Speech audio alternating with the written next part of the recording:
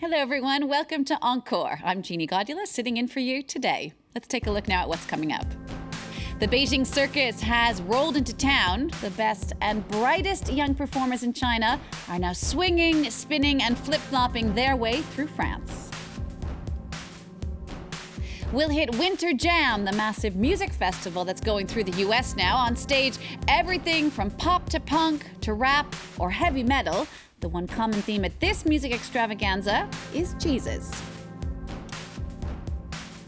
And Spanish choreographer Blanca Li gives her latest show a modern twist, turning robots into dancers.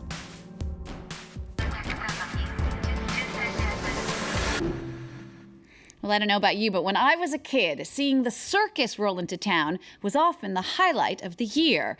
And now French kids of all ages are truly getting that thrill thanks to some of the best circus performers in China.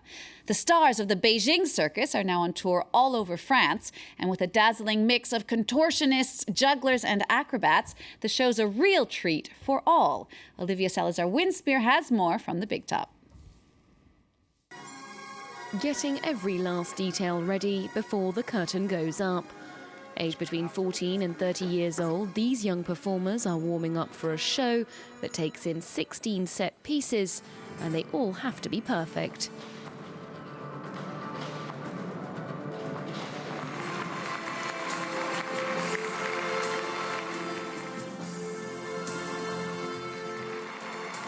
Each of the stars of the Beijing Circus specializes in different theatre arts, in this case, bicycle acrobatics. First I thought, oh, a circus, it's for little kids, right? But after I was so glad I came.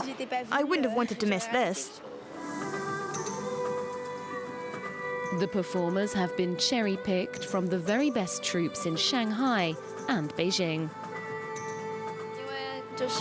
In China, we have a tradition of excellence, and that pushes us to work really hard, really early.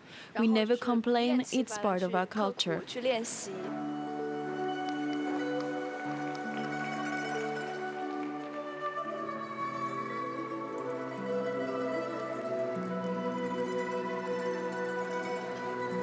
High-level athletes who combine rigorous training schedules with a very healthy regime.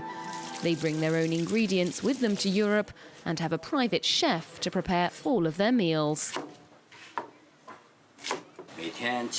Generally, the meals are made up of Chinese vegetables with some meats for protein. There's always rice too, as it's a slow carbohydrate.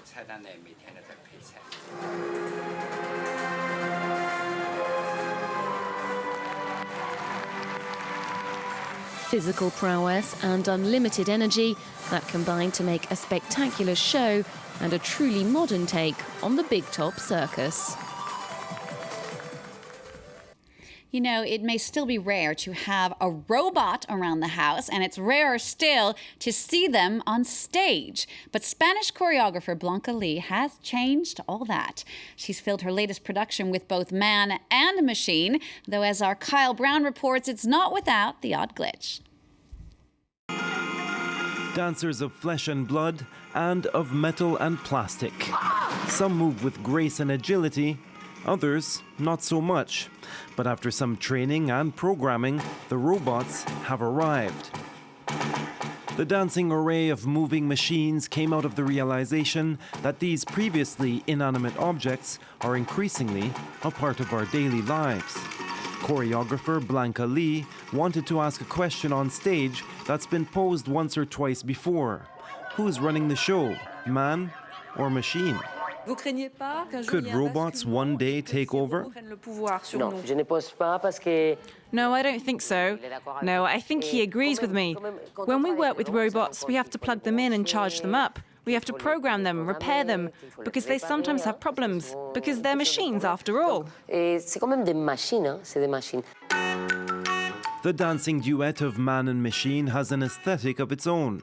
It's a first for the Paris stage, and it took 3 years to prepare. Every dance move is designed by a complex computer program, and while there is sometimes an unexpected chemistry, computer programs and robots have a human-like fallibility, so technicians have to intervene. Sometimes they're a bit slow or they just don't want to do anything. And all it takes is a tiny bump on the ground for them to fall. At the end of one show, a robot could not continue. He was too tired. It's not a one-way street. Dancers have adopted the moves and mannerisms of their robotic peers. After being warmly received in Montpellier last summer, the show will be touring throughout the country in the coming year. And after it wraps up its French tour, Blanca Li's show Robot will head to Madrid in April.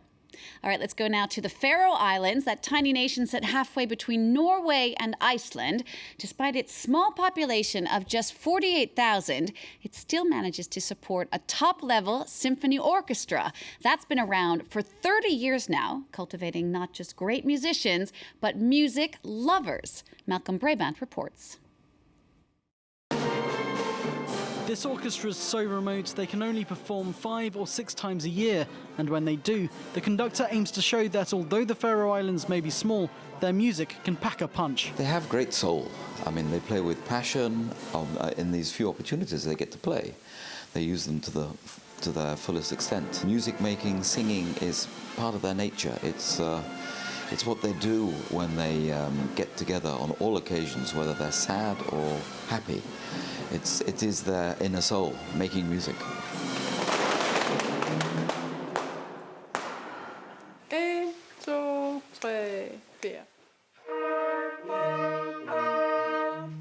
One outstanding feature of this orchestra is its relationship with children.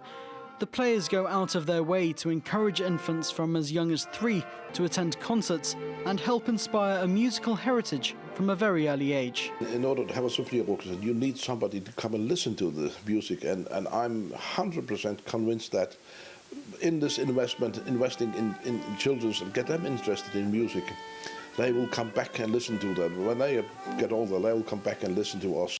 The leaders of the orchestra want it to become more financially stable and play more concerts than ever before. The hope is they can lure back the dozens of young musicians who've gone abroad to seek their fortunes. The orchestra as a media in all countries is having to fight. If we don't manage to attract people back, it will die. There's no question about that. For the moment, morale in the orchestra is high. The Faroes government is said to be preparing to build a new music school next year in a firm commitment to upholding the classical traditions of this beautiful yet rugged tiny nation. Well, one of the biggest musical trends in the United States, one that's beating even classical music, like you just heard there, is contemporary Christian music. That covers every style from pop to punk to rap, heavy metal, but the lyrics are all about Jesus. 500,000 fans are set to turn out for this year's Winter Jam Music Festival that's already underway. And as Encore's U.S. team found out, it's not just about rebranding the faith, it's big business as well.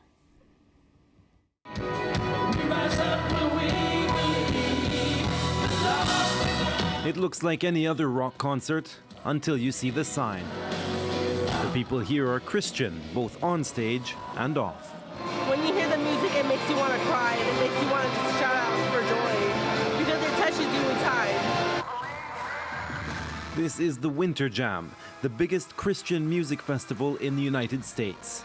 The tour spans 50 dates between January and March, with concerts across the country. 11,000 people have come to see this show alone. Enjoy the show. Those attending, mainly teenagers. A lot of people, kids our age, they want to have fun by drinking or smoking. I mean, that's apparently normal in society nowadays. And we come here, and everybody has a lot of standards that they want to be set to. Believers and music lovers pay $10 at the door. Alcohol is prohibited. Nick Hall, the festival's own evangelical pastor, galvanizes the audience between performances. Ready for some young people to be for Jesus instead of for everything else.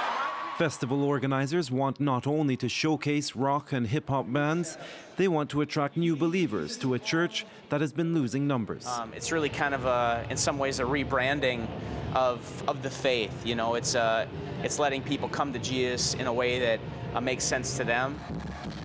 The strategy appears to be working. In 2012, Christian rock concerts generated more than $14 million. It's a lot better vibe than other concerts I've been to in my life, you know.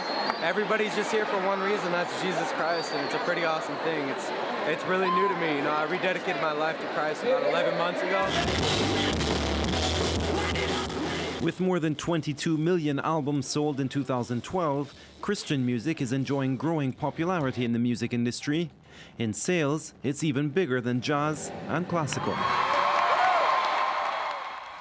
All right, that's all the time we have for today's Encore. Happy 2014 to you all, and safe travels if you're still making your way home at the end of this holiday season. We'll wish you well with a quick look at an exhibition on now at the Collection de l'Art Brut in Lausanne, Switzerland. It's appropriately called Vehicles. See you soon.